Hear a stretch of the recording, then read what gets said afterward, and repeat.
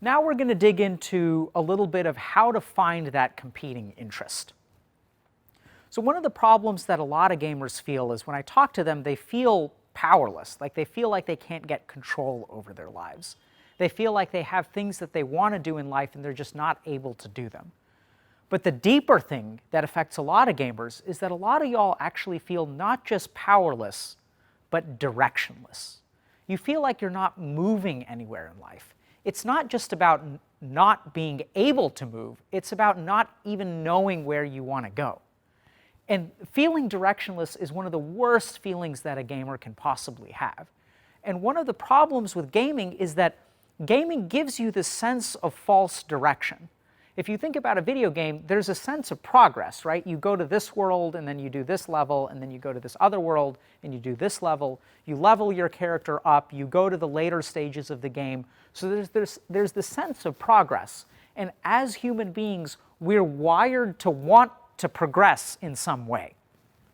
The problem is that that sense of progress that you get through the game, while it sort of scratches the itch of progressing in a temporary way, when you go to sleep at night, you feel like you haven't really done anything. And I mean, that can be one of the most terrifying feelings in the world, and that's why gamers play to the point of exhaustion before they go to bed. So how is it that you can start to develop a direction in life? I think the first thing that you have to do is understand the difference between doing something with meaning and doing something that is a desire. So what I mean by that is if I ask a gamer, like, where do you want to be 10 years from now? Most of the answers that they come up with are actually desires. They're not actually true interests. They're not things that they value. So I'll give you an example. So if I ask someone, where do you want to be in 10 years? They'll say like, oh, I'd like to be a millionaire. Like, I'd like to have my own house. I'd like to be married. I'd like to, travel internationally and go to video game tournaments.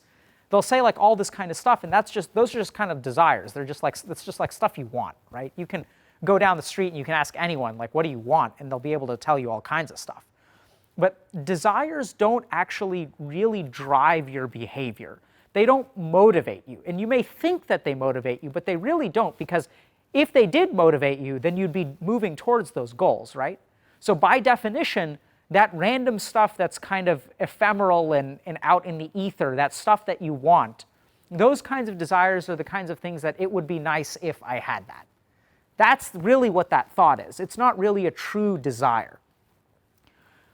Stuff that motivates you, stuff that actually gets you out of the chair and gets your ass moving in a direction, is what I call a competing interest.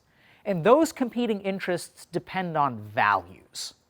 And so what is a value? Values are something that when you move in that direction, you feel fulfilled. So the first question that I would ask gamers is, what makes you feel fulfilled? What is it that actually gives you a sense of like, wow, I really did something good today? What is it that makes you feel like you've got the biggest dick on the planet? What is that thing that really makes you feel like, man, I am awesome? And the funny thing is that a lot of the gamers that I talk to, what they actually value is performance in the game. And that may not be what you want to value, but let's just be clear. Let's be honest with ourselves about what you care about.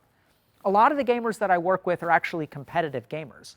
And they want to be like on the top 100 of the ladder. And they want to like compete. And they want to be the best in the game. And that's actually what they care about. That's what they value, which is why they practice so hard day after day after day. You can see how when you really understand that the value is to be the best person in the game, it drives behavior on its own. And you may say, well, then I'm fucked, because like if I value playing video games, then how can I move forward in life? Doesn't that just mean I'm going to play a bunch of video games? Yes, that's kind of true. But the good news is that gamers a lot of people actually have a lot of values that they're not even aware of. And this is where introspection comes into play. This is where, as a gamer, what you can actually sit down and do is a series of exercises to figure out and clarify what your values are. And when you start to recognize your values, when you start to say like, oh, actually, this is something that I care about. I want to do this. This is something that's really important to me. The motivation will follow that clarification of values. The motivation actually kind of comes automatically. For example, let's say that here in this hall, like someone walks in with a gun and then starts like shooting at people.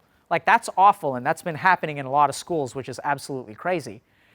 If you look at what those people do, they actually value their lives, right? Like the students in schools that get shot up value their lives, which is why they try to preserve them. It's something that's really important to them. It sounds kind of silly and stupid, but if you think about it, what motivates that person, what motivates someone to escape death is just a value for life. And that's a really powerful motivator. And it's one of the most powerful motivators you can have.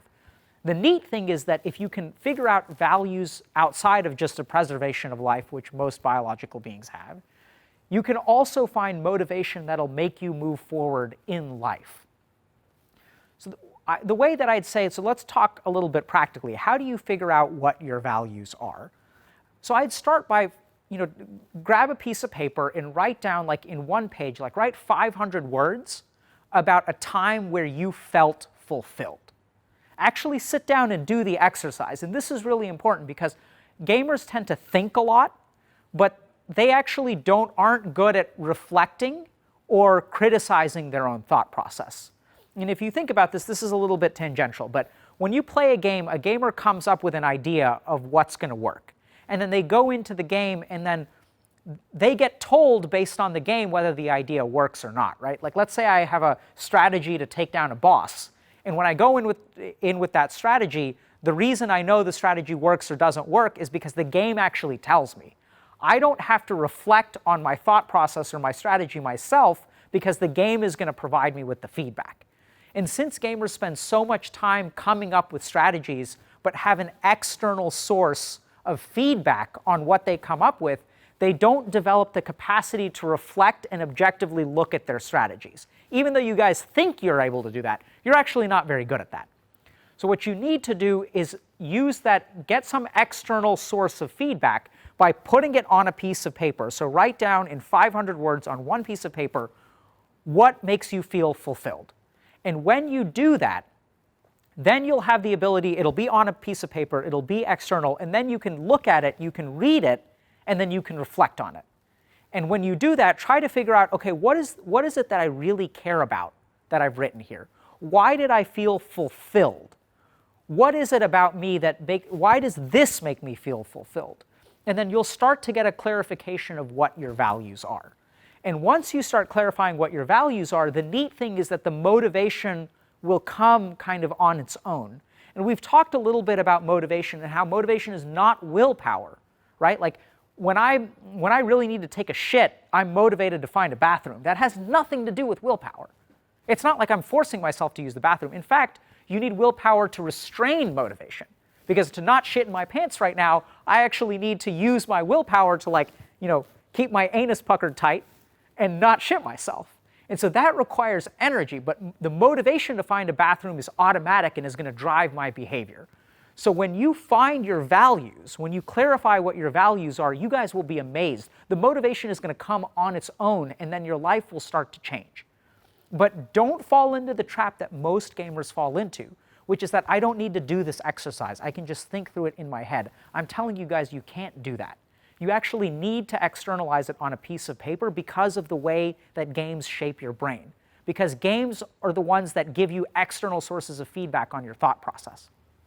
So you really have to actually sit down and write it out on a piece of paper. You'll be surprised at what actually comes out, because the first 5 sentences you can think of in your head, but the rest of the stuff, I guarantee you, is going to be something that you have not thought about before. So just to kind of recap, the way that you really get control of your gaming is through developing a competing interest. And the way that you really figure out what a competing interest is to clarify your values. And you have to understand that your values are very different from your desires. Stuff that you just want, I want to be president of the United States, or I want to own 50% of Amazon or 50% of Google. Yeah, sure, you want that, but that's not actually going to cause you to change your behavior. Whereas understanding what your values are is going to evoke motivation. And that motivation is going to come automatically, and your behavior will start to change on its own. But you've got to clarify your values first. We're going to take a short break, but when we come back, I'm going to tell you guys a little bit about something from kind of the Eastern side, and we'll talk a little bit about this word called dharma, which means duty.